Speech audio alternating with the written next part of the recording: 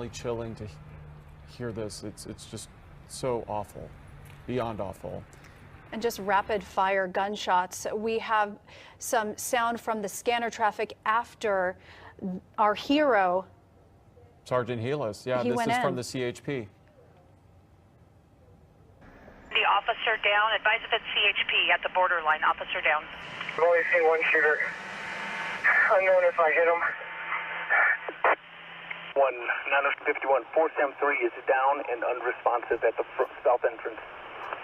Sound 3 down and unresponsive. The south entrance. 13 people are dead, including the suspect and a sheriff's sergeant, after a mass shooting at a Southern California bar. This was the Borderline Bar out in Ventura County, just out on the 101 freeway, about 40 miles west of where I am here in Los Angeles. It was college night at this bar, and as you said, at least 13 people are dead, including the shooter, and authorities have just announced that one of the dead is a police sergeant, a 29-year veteran, Sergeant Ron Helias. Absolutely terrifying scenes. It started at about 11:45 p.m. local time. The scene is now being investigated. Police were able to subdue the gunman fairly quickly. We understand from eyewitnesses the gunman opening fire right away inside that sort of music venue. A Wednesday night in this part of the country and sort of just north of Malibu is not like a Wednesday night in other parts of the country. This was packed, this bar full of college kids, hundreds of college kids. Scenes of horror as they sort of streamed, Mika, out the windows and doors of this club. It's something that we've seen in this country too many times. In fact, many of the eyewitnesses saying they knew exactly what to do in the chance of a mass shooting. I got stuck with a few of my friends behind the, I can't talk right now, behind the DJ booth. Yeah. I'm fine. I'm actually a Navy veteran. I've been caught in situations like this before, but of course nothing can ever prepare you for something like this. I had a few people with me next to the DJ booth, and we heard some shots fire. It sounded just like whatever it would be, like fireworks, and we just dropped to the ground. We heard a lot of screaming. My friend's the DJ, so she cut off the music, and then we just heard lots of mayhem. So the first instinct I thought of was to break the window. I grabbed whatever stool, made sure it was clear first, grabbed the stool, broke the window, and we jumped out. Got caught a little bit, but because you didn't want to go through the front door. No, that was not the correct avenue to take. Yeah. That's interesting that you know the DJ. There were all these witnesses are telling us that there were smoke bombs they felt that were going off, and that's not something this DJ normally uses. So I'm pretty sure it's untrained eyes and ears. That's probably what they heard. I know when a pistol's being fired, and I heard it. The best thing to do was to stay calm and make sure people were getting down and out of harm's way. It was just not a good spot for us, so we did what we could and took the best avenue of approach at that point. I heard about the guy who shattered the window with so now we know. There's a bunch of us, actually. There's quite a few people. Other people I understand, yeah. I understand. I mean, in the frantic movement, everyone was doing that, but the biggest thing is just to be safe and out of harm's way. It's fired at the Borderline Bar and Grill here in Thousand Oaks. As our first deputies arrived on scene, they also heard shots fired. Our deputies have been searching the area. It's an active scene, as you can see behind me. We can confirm that there are several people that have been injured inside the bar and grill, including one deputy sheriff that was transported. I can't tell you the condition of either the deputy or those that are injured inside. I can tell you. Wednesday night, I was with my friend Matt, and we were talking to some people. I had a clear line of sight of the bar and of the front desk where the shooter entered. Looked like just another guy coming in. I didn't really focus too much attention on him. Just saw him out of the corner of my eye. He raised his arm. The first shot went off. I thought it was just somebody playing a prank with an M80, but immediately I looked at him and he continued shooting. We just heard a bunch of gunshots, like maybe 5 or 6 gunshots, and we all kind of looked around, and then people started piling on top of each other, getting low to the ground, and we didn't know what was going on. And then we heard more gunshots, and then these incredible humans just jumped up and started smashing out the windows, and everybody was just like, jump, because we were trapped. It was a normal Wednesday. We were at the bar, having fun, dancing, and then all of a sudden you hear like the bang bang of the gunshot, and it just started going crazy, and people were pushing.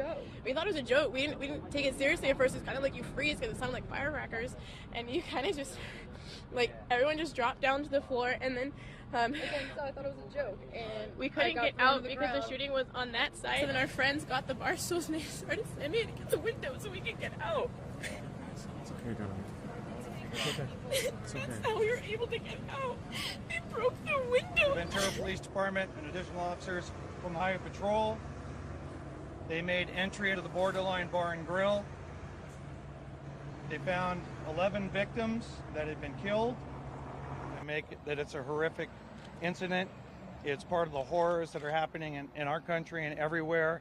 And I think it's impossible to put any logic or any sense to the senseless. Ron was a hard-working, dedicated sheriff sergeant. He was totally committed. He gave his all, and tonight, as I told his wife, he died a hero because he went in to save lives, to save other people. Sergeant Helis was having a conversation with his wife on the phone, as he does several times during the shift, and said to her, "Hey, I got to go handle a call. I love you. I'll talk to you later." Did the gunman say anything to any of the victims? How much time expired from the first shot? Not as far as we know at this point. We've had several contacts with Mr. Long over the years, minor events such as a traffic collision. He was a victim of a battery at a local bar in 2015. In April of this year, deputies were called to his house for a subject disturbing. They went to the house, they talked to him. He was somewhat irate, acting a little irrationally. They called out our crisis intervention team, our mental health specialist, who met with him, talked to him, and cleared him, didn't feel that he was qualified to be taken under 5150, and he was left at that scene last April. Appears he walked up to the scene, he shot the security guard that was standing outside, he stepped inside, it appears he turned to the right and shot several of the other security and employees there, and then began opening fire inside.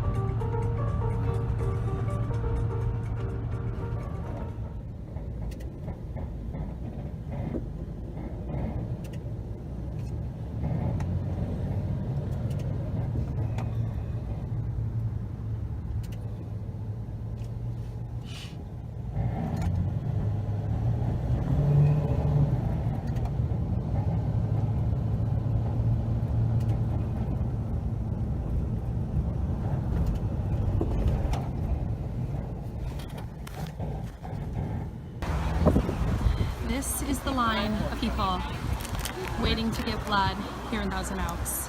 There are hundreds of them just lined up, taking up a complete city block, waiting to give their blood to help those who were injured in the mass shooting. There were so many people here. The blood taken here, donated here in Thousand Oaks, will likely save lives throughout the Southland, maybe throughout the country. It is just amazing. People have been dropping off water, oranges, cookies. These folks will have hours to wait before they can donate the gift of life.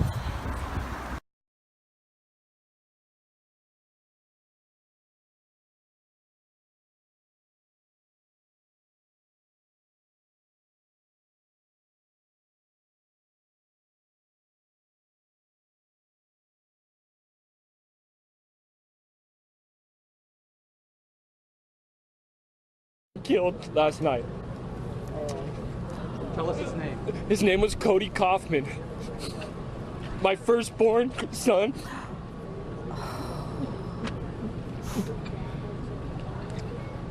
Only him and I know how much I love, how much I miss. Oh God, this is so. Oh son, I love you so much. Oh Heavenly Father, just please. What would you like us to know about Cody? Oh, Cody was the big brother that my kids need. I have a daughter coming on the 29th of this month that he was so excited to have his first sister. And not, now she'll never know. Oh, Cody, I love you, son.